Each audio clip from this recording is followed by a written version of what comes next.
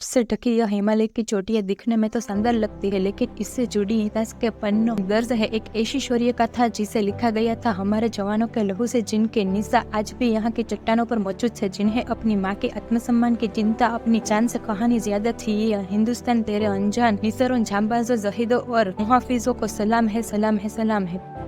बात हो रही है कारगिल युद्ध की, जो आजाद और पाकिस्तान के बीच एक संघर्ष भारी दास्तान को बयान करता है। 1971 की जंग में हमारी सीके आगे घुटने टेकने वाली पाकिस्तान को कारगिल युद्ध में भी अपने धोखे की कीमत चुकानी पड़ी। पाकिस्तान को अपने पराक्रम से रूबरू कराया, बल्कि यह भी दिखाई कि हम नैतिकता को युद्ध में भी नहीं भूलते हैं। कारगिल की यह विजय नई भारत की नींव का पत्थर है। इस युद्ध में वही खून की हर एक बूंद ने हमारे आंच को सिंचा है। 19 फरवरी की तारीख थी जब भारत के तब के प्रधानमंत्री श्री अटल बिहारी वाजपेयी ने पाकिस्तान के साथ पाक रिश्तों को आगाज करना चाहा, जिसके चलते उन्होंने दिल्ली से लाहौर तक सदा इस सरहद बस सर्विस शुरू की थी, जहां एक तरफ भारत पाकिस्तान के साथ संबंध सुधारने की नौ रख रहा था, वहीं दूसरी तरफ पाकिस्तान अपने अमन और शांति के मुखेटी की आड़ में इस कड़ी पर आई चलने की साजिश कर चुका था। पाकिस्तान में भारत के खिलाफ खुफिया सैन्य अभियान योजना बनाई जा रही थी। पाकिस्तान सी के तत्कालीन प्रमुख जनरल परवेज मुशर्रफ, 3 अन्य जनरलों में मोहम्मद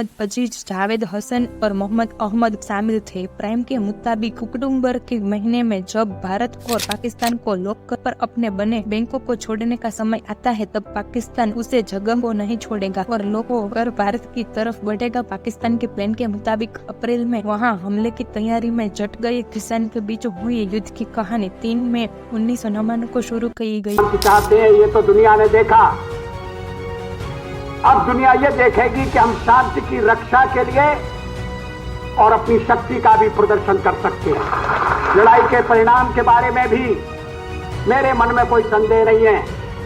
हमारी विजय निश्चित है और हम विजयी होकर दिखाएंगे। पाकिस्तान का इंशन कारगिल के कर सेक्टर, माश्कतराश, काफलर और बटाली के रीजन में रिपोर्ट किया गया। ओवरऑल पाकिस्तान ने 130 से ज्यादा पोस्ट को ऑफ्यूरी कर रहा था। इन चारों सेक्टर में हमारे जवानों को दुश्मन से सबसे भयंकर सामना सेक्टर के पोलोलिन की पहाड़ियों पर 5 एकड़ शून्य और टाइगर हिल पर हुआ। यह सुरक्षा के मजेनर महत्वपूर्ण एरियाज थे, वहाँ पर दुश्मन लेखक का रास्ता रुक गई। भारत को काफी नुकसान पहुँच रहा है। श्रीनगर से ले लो लेपो नेशनल हाईवे जोड़ा है, जिसके मध्य से कारगिल से होकर सियाचिन जा सकता है। के इंतहा की वगर अगर वो किसी तरह से इस हाईवे को तोड़ने में सफल हो जाता है तो सियाचिन से भारत का कनेक्शन टूट जाएगा और जहां किसी प्रकार की आर्मी सहायता नहीं आएगी। ऑपरेशन बदर पाकिस्तान अपनी हरकतों से बाज न आने वाले कम से कम पहले भी कर चुका था। भारत पाकिस्तान के बीच हुई 1972 में के शिमला एग्रीमेंट का फ्रीज करते हुए ये कम किया गया था, तो उसका एक पीसफुल रेजोल्यूशन निकाला गया जाएगा। हमारी सेना ने शका दम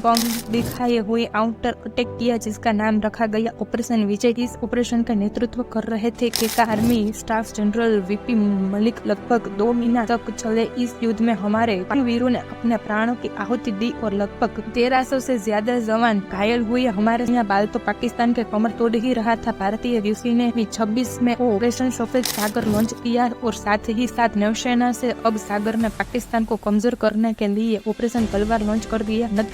नतीजतन हमारे वीर सैनिकों ने इस युद्ध में घुसपैठ के ये पाकिस्तान के हजारों सैनिकों को मौत के घाट उतर दिया था। आज कारगिल की 24वीं वर्षगांठ है और हम भी सभी ने कैप्टन विक्रम बत्रा, कैप्टन अनुज नायर, योगेंद्र यादव जैसा महान लोगों की वीरता में के बड़े में सुना है, लेकिन कई और हीरो भी थे जिन्होंने युद्ध के दौरान अपने प्राणों की आहुति दी। जो उनका साहस और फौलाद संकल्प ही थी जिसने भारत को एक निर्णायक जीत दिलाई। 1999 में ही युद्ध की विजय समाप्ति के बाद भारत सरकार रक्षा प्रणाली को ध्यान में रखते हुए मंत्री को समूह बम का गठन किया, जिसके सिफारिश पर 2001 में डिफेंस एक्विजिशन काउंसिल की स्थापना की गई है। ये संस्था आगे चलकर रक्षा मंत्रालय ने सर्वोच्च निर्णय लेने वाली संस्था बनी, जिसने आर्म फोर्स के लिए पूंजी अधिग्रहण को अंतिम रूप में कम किया कर नरेंद्र मोदी ने इन सिर्फ सीखी आधुनिकरण पर जोर किया, बल्कि ऐसे सुधारों के लिए कम किया जिससे आने वाले वक्त में सीख की युद्ध क्षमताओं को बल मिल सके। आधुनिकरण में सीख के लिए राफेल और लाइट को एयर एयरक्राफ्ट तेजस में भारतीय व्यूसी क्षमता को कई गुना बढ़ाया और रक्षा के क्षेत्र में आत्मनिर्भर भारत का नारा बुलंद किया, जिसके पास अब भारत विश्व स्टार पर संयंत्र क्षमता में ताकतवर देश की श्रेणी में चौथा नंबर पर पहुंच चुका है। आज कारगिल युद्ध के 24 साल बाद हमारा भारत विश्व में एक नई शक्ति बनकर उभर रहा है। युद्ध में हमारे सपूता का खून में हमें प्रेरणा देता है। बढ़ो आगे मत रुको, पूरी शक्ति सहित निर्भरता से हर पहाड़ को इसी तरह जीत लो। जब संपूर्ण विश्व के शीर्ष शिखर पर भारत का ध्वज फहराएगा, तब मेरे देशवासियों